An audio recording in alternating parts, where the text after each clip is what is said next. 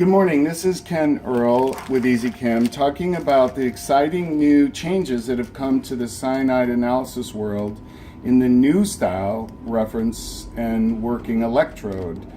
Up until now, on your 3100s and on your 3000s and flow 4s, you've used the reference electrode that was flat, and this new one is protruded, and the reason it's so much better is because the top piece, it actually goes all the way flush. It used to actually eddy there. It was flat, so you had a dead spot there.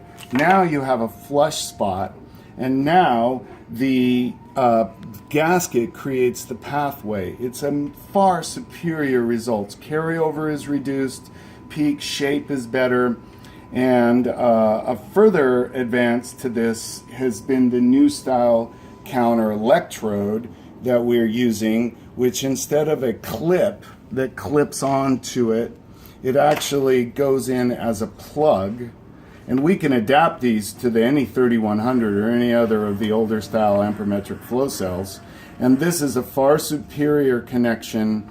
So you have a better reference electrode, a better top piece. The path is created by a gasket, which is a far superior pathway. It doesn't seem to clog the holes as much, and this counter electrode works great. Now you can just initially go directly to the new one if you want, if you have the money and if you're having big problems, but you can also upgrade these piece by piece.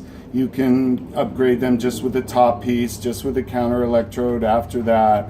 And we have cables to adapt to all types of configurations.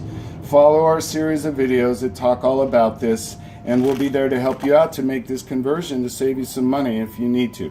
Thank you very much.